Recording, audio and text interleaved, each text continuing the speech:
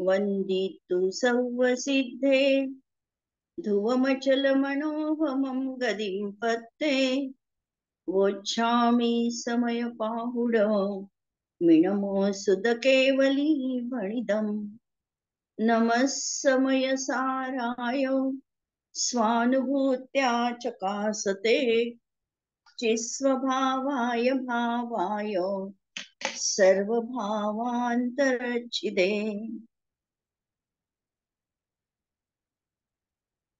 अंतिम शासन नायक 1008 भगवान महावीर स्वामी की जय। द्वादशांग श्रुत देवी की जय। संपेपर्यंत आपणा सर्वांना चतुर्विध आहाराचा त्याग असणार आहे। समयसार ग्रंथ आपण बघतो आहे आणि समयसार ग्रंथामध्ये सर्वप्रथम आपण जीवाजीवाधिकार बघितला। यामध्ये आत्म्याला परापासून भिन्न त्याचं एकत्व ममत्व ज्या ठिकाणी आहे या गोष्टींचा त्याग करविला। त्यानंतर आम्ही कर्ता कर्म अधिकार बघितला आणि आम्ही कर्तृत्व आणि भोक्तृत्व ज्या परपदार्थांमध्ये मानतो त्याविषयी आचार्यांनी आमचा भ्रम दूर केला आणि सांगितलं की परामध्ये तुझं कर्तृत्व किंवा भोक्तृत्व काहीही नाही।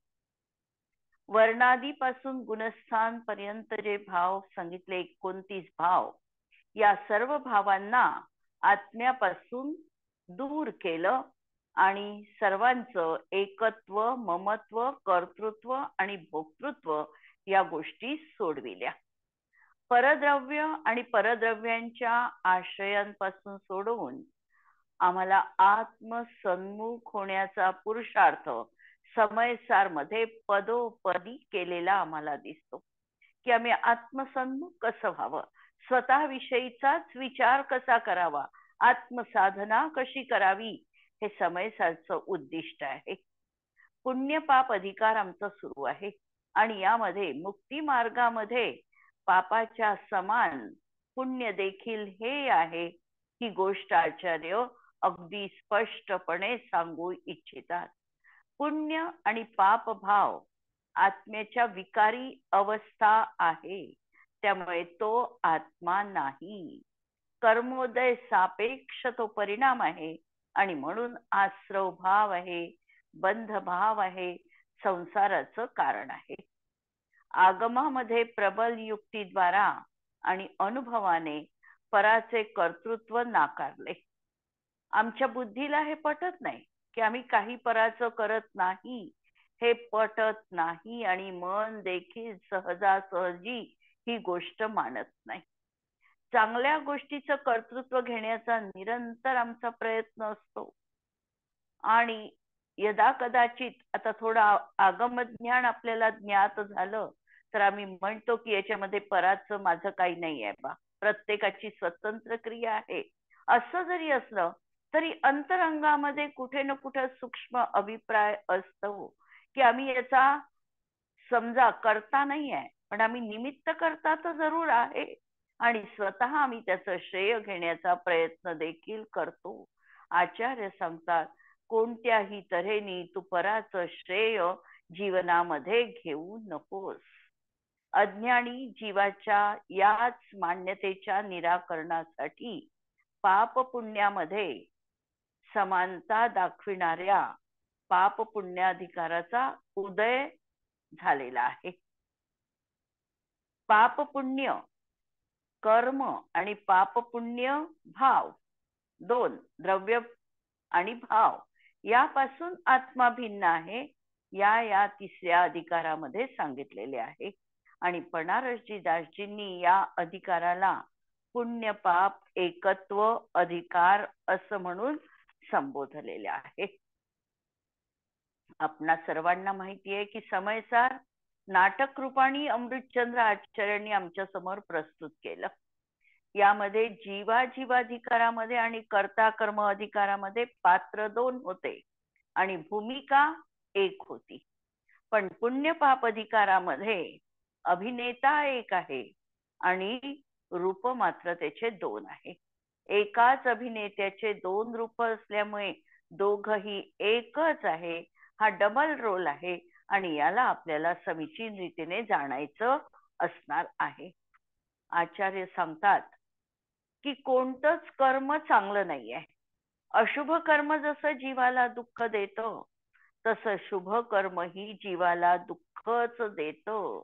आणि ही मान्यता जेव्हा सम्यक दर्शन होईल त्याच वेळेला यथार्थ रीतीने स्पष्ट होते. दोन्ही भाव स्वयं दुःखमय आहे, दुःखाचं कारण आहे, आकुलता रूप आहे, स्वभावाच्या विरुद्ध आहे, अशांत आहे. वास्तविकतः आमचा शुद्ध ज्ञान घन स्वभावी आत्मा हाच निर्मल आहे. चैतन्य परिणतीने ग्रहण करून एक आत्म्याच्याच अनुभवामध्ये आम्ही राहणं, वास्तविकतः हाच धर्म आहे. हीच जीवनामधली वितरागता आहे आणि हीच जीवनामधली शांती आहे.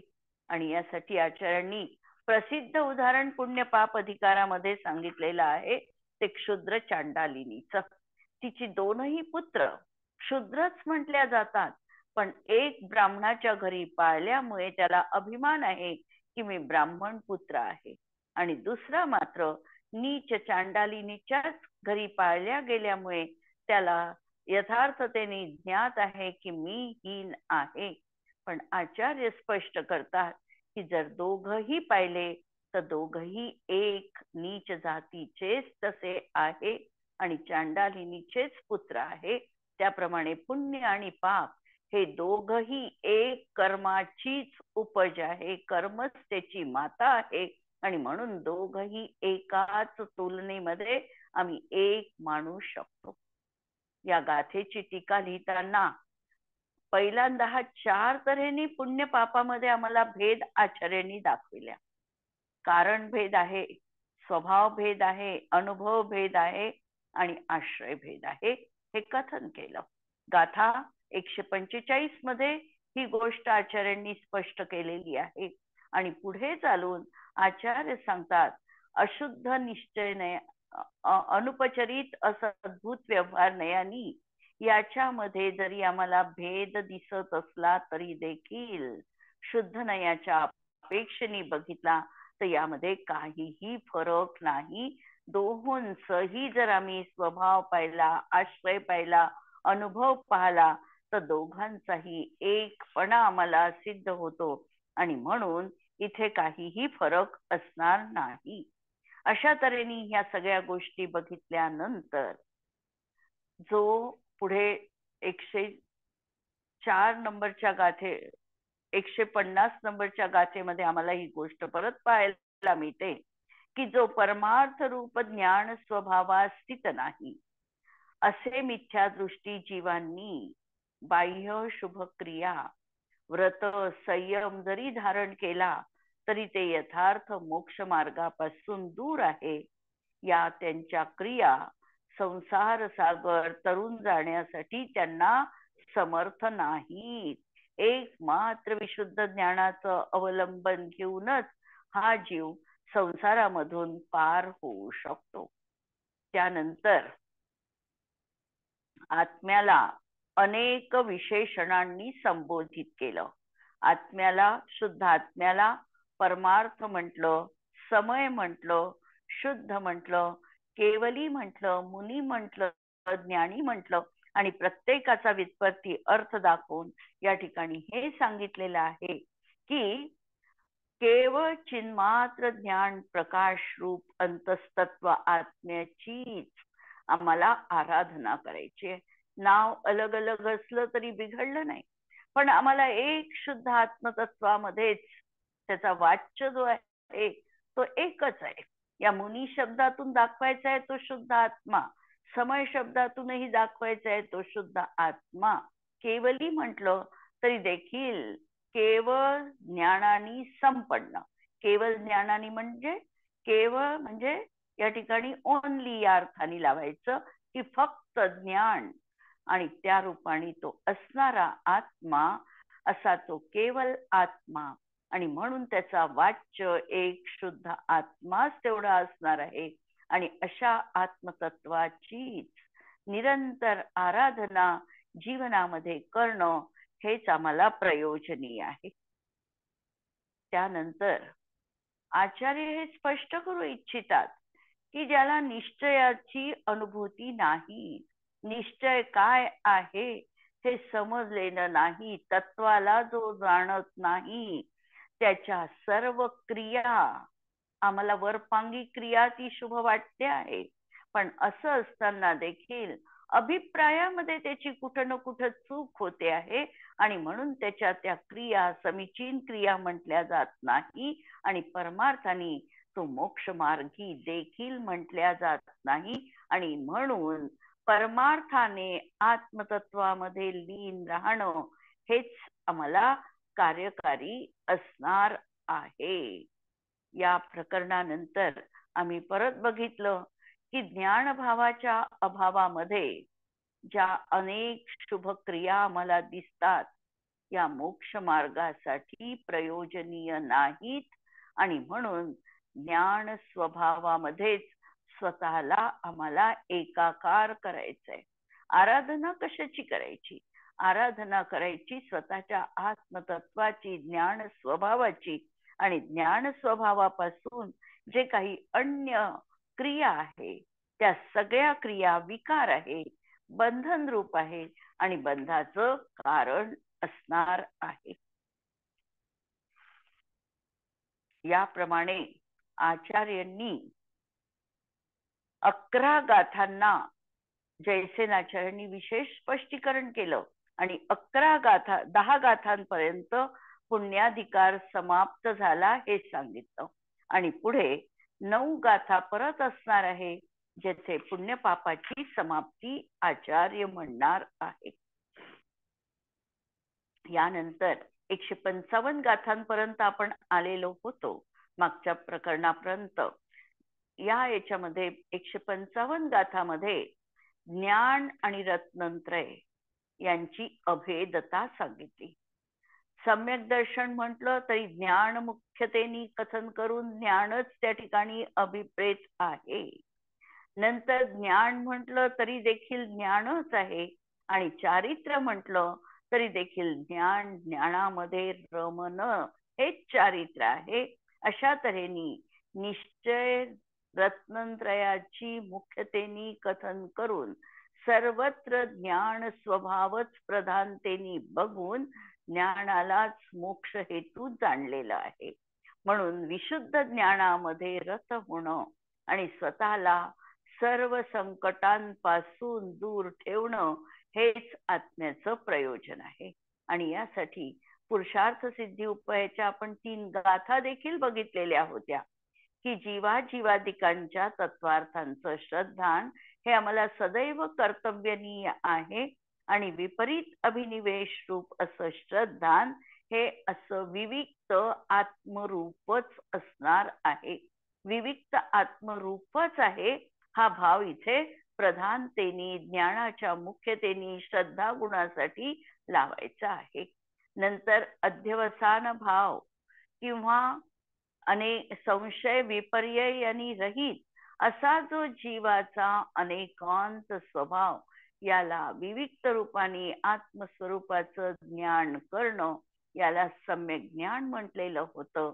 आणि समस्त सावध्य योगाच्या परिहरणापासून, कषायांपासून विविक्त असं उदासीन रूप आत्मद्रव्य असे हे चारित्र, म्हणजे 3ही गाथांमध्ये जे आत्मरूपम तत् किंवा उदासीन रूपम आत्मरूपम तत् हे जे पद आलं हे निश्चयाचं द्योतक असणारं प्रतीक आहे आणि ज्ञानाच्या मुख्यतेने याला आम्हाला बघायचं असणार आहे. इथपर्यंत आपण 155 गाथांपर्यंत आपण पुण्यपाप अधिकारामध्ये आलेलो होतो आणि आता आपल्याला पुढची गाथा 156 नंबरची बघायची आहे. पुण्यपाप अधिकारामधली ही गाथा आहे आणि या गाथेमध्ये पहिल्या गाथेत जे सांगितलं की परमार्थाने ज्ञानच मोक्षाचा हेतू आहे हे 155 गाथेमध्ये सांगितलं. आता निषेध परक कथन करून सांगतात की ज्ञानाशिवाय जे जे काही आहे ते मोक्षाचा हेतू नाही. कर्माचा अभाव झाला, मोक्षाचा हेतू नाही. हे सगळ्यांचा निषेध या गाथेमध्ये आम्हाला पाहायला मिळतो. गाथा नंबर 156. मोत्तून निश्चयट्टं व्यवहारेण विदुषा पवट्टन्ति परमट्ठमसिदानदु जदीनकमव खौवियो. मोत्तून निश्चयट्टं व्यवहारेण विदुषा पवट्टन्ति परमट्ठमसिदानदु जदीनकमव खौवियो. निश्चयट्टम, निश्चयनयाच्या विषयाला सोडून, विदुषा व्यवहारेण पवज्जन्ति, विद्वान व्यवहार द्वारा प्रवृत्ती करतात. परमार्थाचा आत्मस्वरूपाचा आश्रय घेणाऱ्या यतींनाच आगमामध्ये कर्माचा क्षय सांगितलेला आहे. केवळ व्यवहाराने प्रवृत्ती करणाऱ्या पंडितांना कर्म क्षय होत नाही. या गाथेमध्ये आत्मख्यातीमध्ये जो अर्थ केलेला आहे तो निश्चयनयातला विषयाला सोडून विद्वान व्यवहाराने प्रवृत्ती करतात, तर कर्माचा नाश तर परमार्थाचा आश्रय घेणाऱ्या यतींनाच होतो. व्यवहार नयाचा आश्रय घेणाऱ्याला होत नाही. ही गोष्ट या ठिकाणी सांगितलेली आहे. आचार्य जयसेनांच्या टीकेमध्ये मात्र आम्हाला एक वैशिष्ट्य या ठिकाणी दिसतं. या ठिकाणी मोत्तून निश्चयट्टम व्यवहारेण हा जो जोडून शब्द सांगितलेला आहे व्यवहारेण, या ठिकाणी जयसेन आचार्यांनी व्यवहारे आणि न असा वेगळा केलेला अर्थ आहे. म्हणजे ज्ञानी व्यवहारामध्ये प्रवृत्त होत नाही. दोन गाथांच्या अर्थामध्ये आम्हाला अशा तऱ्हेने फरक दिसतो. आणि कोणती गाथा समीचीन आहे किंवा कोणता अर्थ समीचीन आहे हे आम्हाला पाहायचं नाही आहे. आम्हाला पाहायचं आहे की आचार्य अमृतचंद्रांच्या टीकेमध्ये व्यवहार नयानी प्रवृत्ती करणारे जे आहे त्यांना मुक्तीची प्राप्ती होत नाही, हीच गोष्ट स्पष्ट केलेली आहे. आणि जयसेन आचार्यांनी फक्त त्या ठिकाणी न शब्द बाजूला करून व्यवहारेण असा अर्थ, म्हणजे सप्तमी व्यवहारात जे प्रवृत्त आहे त्याला निश्चयाची प्राप्ती होत नाही, हीच गोष्ट त्या ठिकाणी सांगितलेली आहे. म्हणजे व्यवहारेण न म्हणजे ज्ञानी व्यवहारामध्ये प्रवृत्त होत नाही, हा भाव त्या ठिकाणी सांगितलेला आहे. म्हणजे आत्मख्यातीमध्ये व्यवहारेण हे तृतीया म्हणजेच करण कारकाचा प्रयोग करून तो शब्द तिथे ठेवला. तर जयसेन आचार्यांनी व्यवहारे न हे सप्तमी अधिकरण वापरून अर्थ लावला. म्हणून विद्वान शब्दाचा अर्थ ज्ञानी दोहोंनी लावला. आणि जयसेनांनी आणि अमृतचंद्रांनी टीकेत दोन्ही शब्द न वापरता काही लोक हा सामान्य अर्थ त्या ठिकाणी लावलेला आहे. विद्वान असा अर्थ न लावता सामान्य लोक असाही अर्थ लावलेला आहे.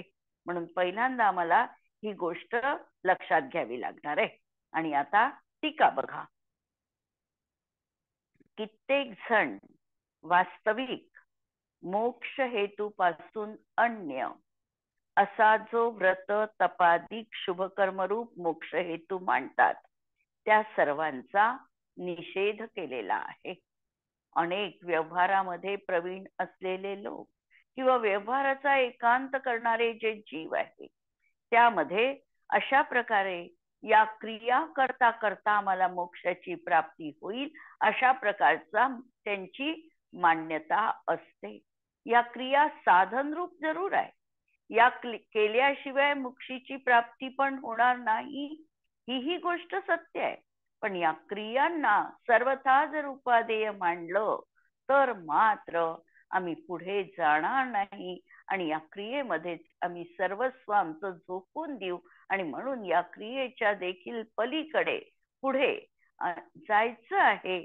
यासाठी हा सर्वथा मोक्षाचा हेतू नाही ही गोष्ट स्पष्ट केलेली आहे. म्हणून कित्येक जण वास्तविक मोक्ष हेतू पासून अन्य, वास्तविक मोक्ष हेतू आहे ज्ञान, ज्ञानामध्ये लीन राहणं, हा वास्तविकतः मोक्ष हेतू आहे. परम पारिणामिक भावाचा आश्रय घेणं, त्याच ठिकाणी रत राहणं, त्याचीच श्रद्धा करणं, हा वास्तविकतः मोक्ष हेतू आहे. पण हा न मानता अन्य ज्या काही क्रिया आहे, व्रत, तप, शुभकर्म रूप, त्यांना मोक्षाचा मार्ग मानतात आणि त्या सर्वांचा या ठिकाणी निषेध आहे. कारण तो शुभ कर्मरूप मोक्ष हेतू अन्य द्रव्यांच्या स्वभावमय म्हणजे पुद्गल स्वभावी आहे. या गाथेमध्ये हा जो एक स्वभाव आणि अन्य द्रव्य स्वभाव हे भाव शब्द आले, अन्य द्रव्य स्वभाव आणि एकच द्रव्य स्वभाव, त्याचाही अर्थ समजणं आवश्यक आहे. ज्या द्रव्यात जे कार्य होते त्या कार्याचे कारण ही त्याच द्रव्यात असते, हा एक द्रव्य स्वभाव आहे. म्हणजे जे कार्य होऊ लागलेलं आहे त्या कार्याचं कारण त्याच द्रव्यात असलं पाहिजे. दुसऱ्या द्रव्यात त्याचं कारण असणार नाही. म्हणून ज्या द्रव्यात जे कार्य होते त्या कार्याचं कारण ही त्याच द्रव्यात असतं, हा एक द्रव्य स्वभाव आहे आणि हेच खरं कारण आहे. आता समजा मोक्ष हे कार्य पाहायचंय आम्हाला, तर मोक्ष कुठे होणार आहे? तर आत्म्यामध्ये मोक्ष होणार आहे. तर मुक्तीचं कारण देखील आत्माच असलं पाहिजे. म्हणून मुक्तीचं कारण देखील आत्मसन्मुख असणारं दर्शन, ज्ञान आणि चारित्र्याचं परिणमन असणार आहे. आणि अन्य द्रव्य स्वभाव म्हणजे शुभाशुभ भाव व क्रिया या पुद्गल स्वभावी आहे आणि मोक्ष प्राप्तीसाठी हे अन्य द्रव्य स्वभावी म्हटल्या जातं. म्हणून या ठिकाणी मोक्ष कुणाला होतो हा विषय नाही, मोक्ष कुणाला होईल हा विषय नाही, तर मोक्ष कशाने होणार आहे हा विषय आहे. आणि मोक्ष कशाने होणार म्हणजे साधन करणं हे या ठिकाणी महत्वाचं आहे. कुणाला होणार आहे हा प्रश्न या ठिकाणी गौण आहे. म्हणून मोक्ष होणार आहे तो या शुभ क्रियांनी नाही, त्याचा प्रतिषेध केलेला आहे. आणि एक द्रव्य स्वभावी आत्मसन्मुख असलेल्या रत्नत्रय रूप परिणामाने मोक्ष होणार आहे, ही गोष्ट या ठिकाणी सांगितलेली आहे. म्हणून पहा वाक्य, कारण तो शुभ कर्मरूप मोक्ष हेतू अन्य द्रव्याच्या स्वभावमय म्हणजे पुद्गल स्वरूपी आहे. म्हणून त्याच्या स्वभावाचे ज्ञानाचे होणे परिणमणे घडत नाही. एक परमार्थ मोक्ष हेतूच मात्र म्हणजे ज्ञान एक द्रव्य स्वभावमय जीवाचं आहे. म्हणून त्या स्वभाव रूपानी ज्ञानाचे भवन परिणमन होते आणि म्हणून मोक्षाचं ते कारण आहे. पण पंडित बनारसजी दासजींनी या ठिकाणी म्हटलेलं आहे की दो क्रिया मोक्ष पंथ की कतरिनी, या दोन्ही क्रिया ज्या आहे या मोक्ष मार्गाच्या कतरिनी म्हणजे कैची प्रमाणे कापणाऱ्या आहे. आत्मा त्रिकाल शुद्ध चैतन्य स्वरूप वितराग स्वभावी आहे.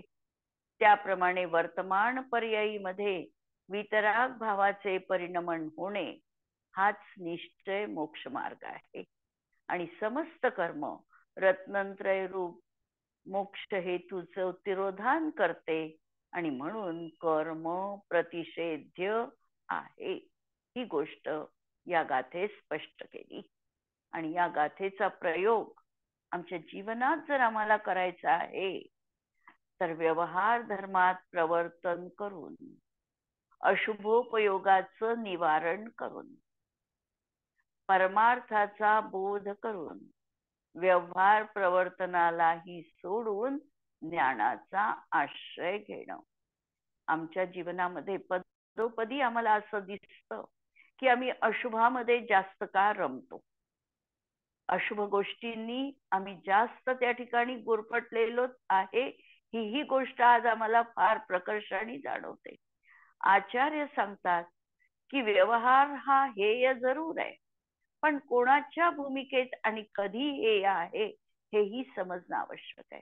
जर आम्ही अशुभाच्या भूमिकेत आहोत आणि त्याच ठिकाणी आम्ही शुभक्रिया ही हेय आहे या समजून जर आम्ही त्यासाठी प्रयत्न केला नाही तर आम्ही अशुभामधून निघूच शकत नाही. म्हणून सर्वप्रथम तर अशुभ क्रियांना सर्वथा हेय समजून शुभ क्रियांचा आम्हाला आश्रय घ्यावा लागणार आहे. जसं आम्हाला शेवटच्या पायरीवर चढायचं असेल तर मधल्या पायऱ्या आम्हाला सोडाव्या लागणार आहेत नक्कीच. पण मधल्या पायऱ्या शेवटच्या पायरीवर पोहोचण्याच्या आधीच जर आम्ही त्याचा त्याग केला तर मात्र आम्ही पोहोचूच शकत नाही. आम्ही फक्त पायथ्याशी राहू शकणार आहे, शिखरापर्यंत आम्ही जाणार नाही. शिखरावर जाण्यासाठी मधल्या पायऱ्यांचा टप्पा पूर्ण करावाही लागेल आणि नंतर सोडावाही लागेल. त्याप्रमाणे अशुभ क्रिया प्रथमतः सर्वथा त्याज्य आहे असं समजून त्याचा त्याग करायचा आहे. शुभ क्रियांमध्ये जाणीवपूर्वक प्रवर्तन करायचं आहे. व्यवहार धर्म जो म्हटला, व्यवहार धर्मामध्ये जाणीवपूर्वक प्रवर्तन करून त्या ठिकाणी स्थिर व्हायचं आहे. स्थिर होण्यासाठी अशुभोपयोग जीवनातून सुटावा लागतो आणि सुटणार आहे. अशुभोपयोगाचं निवारण झालं, स्थिरता शुभामध्ये आली, ती स्थिरता देखील सोडून पुढे आम्हाला जायचं आहे. ज्ञानाचा आश्रय घ्यायचंय, शुद्धाचं अवलंबन घ्यायचंय. पण पहिल्याच भूमिकेत स्थिरता नसेल तर खाली पडण्याचे चान्सेस जास्त आहे. म्हणून हा भाव सातत्याने आम्हाला ठेवायचा आहे. पुण्य पाप अधिकारामध्ये आम्ही वरची भूमिका जरूर घ्यायची आहे. आचार्यांना ते स्पष्टही करायचं आहे. पण कोणासाठी हा एक महत्वाचा प्रश्न आहे. जर आम्ही आमच्या या चतुर्थ गुणस्थांवरती किंवा मिथ्यात्व भूमिकेतच या क्रियांचा आम्ही त्याग केला तर आम्ही अशुभामध्येच रत राहू. आणि म्हणून इष्टोपदेश मध्ये देखील आचार्य पूज्यपादांनी म्हटलेलं आहे की प्रथमतः तुम्ही व्रतांना ग्रहण करा. एक श्लोक सांगितला त्यांनी की वरम व्रते पदम दैवम ना व्रते रतनारकम छाया तपस्तयोर भेद प्रतिपालयतोर महान.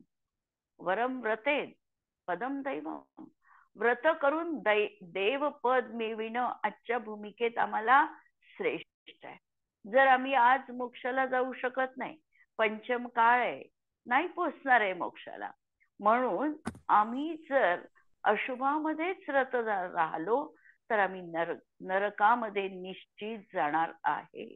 आणि तो नरक टळण्यासाठी आम्हाला जाणीवपूर्वक अशुभ क्रियांचं अवलंबन घेऊन मोक्ष मार्ग जरी आम्ही प्रशस्त खूप करू शकलो नाही तरी त्या ठिकाणी राहून छायेची अनुभूती आम्ही जीवनामध्ये घेऊ शकतो. कदाचित त्या ठिकाणी आम्हाला समवशरणात जाण्याचे अनेक वेळा संयोग प्राप्त होऊ शकतात. कदाचित दिव्य ध्वनी श्रवण करण्याचं भाग्य लागू शकतं आणि एखाद्या वेळेला त्या दिव्य ध्वनीचा आमच्या जीवनात परिणाम दिसला तर आम्ही सम्यक दर्शनाची देखील प्राप्ती करू शकतो. आणि म्हणून वरम व्रते पदम दैवम ही भूमिका आमच्या जीवनामध्ये आम्हाला घ्यायची असणार आहे. यानंतर 2 कलश या ठिकाणी ठेवलेले आहे. आचार्य अमृतचंद्र आचार्यांचे 3 कलश आहे. नुसते आपण कलश आज वाचू आणि उद्याला स्पष्टीकरण बघू. वृत्तम ज्ञान स्वभावेन ज्ञानस्य भवनं सदा एकद्रव्य स्वभावत्वान् मोक्ष हेतु तदेव तत्. वृत्तं कर्म स्वभावेन ज्ञानस्य भवनं नहि द्रव्यांतर स्वभावात्वान् मोक्ष हेतुर्न कर्म तत्. मोक्ष हेतु तिरोधानात् बंधत्वान् स्वयमेव च. मोक्ष हेतु तिरोधायी भावत्वात् तन्निषिध्यते. पहिल्यांदा भावार्थ मागच्या श्लोकाचा बघू. मोक्ष आत्म्यालाच होत असल्यामुळे त्याचा हेतू देखील आत्मस्वभाव रूपच असला पाहिजे. कर्म अन्य द्रव्याच्या स्वभाव रूप असल्या कारणाने शुभ कर्माने आत्म्याला मोक्ष कसा काय होऊ शकेल? कारण कर्म जे आहे हे पुद्गल स्वभावी आहे आणि पुद्गल स्वभावी असल्यामुळे आत्म्याच्या मोक्षाचं ते कारण बनू शकत नाही. शुभ कर्म जड स्वभावी असल्यामुळे वास्तविक शुभ परिणाम रूपाने आत्म्याचे परिणमन होत नाही, म्हणून ते आत्म्याला मोक्षाचे कारणही नाही. ज्ञान आत्मस्वभाव रूप आहे, त्या रूपाने आत्म्याचे परिणमन होते, म्हणून ज्ञानच आत्म्याला मोक्षाचे कारण आहे. याप्रमाणे ज्ञान मात्र वास्तविक मोक्ष हेतू आहे. अशा तऱ्हेने ही गाथा आपण बघितली आणि उद्या 3 कलशांचा आपण अर्थ बघू आणि पुढे जाऊ. जिनवाणी के ज्ञान ते सुझे लोकालोक सो जिनवाणी मस्तक नमो सदा देत हूँ घोक. नमो अरिहंताणम नमो सिद्धाणम नमो आयर्याणम नमो उज्जायाणम नमो लोये सव्वसाहुणम. सर्वांना जय जिनेंद्र.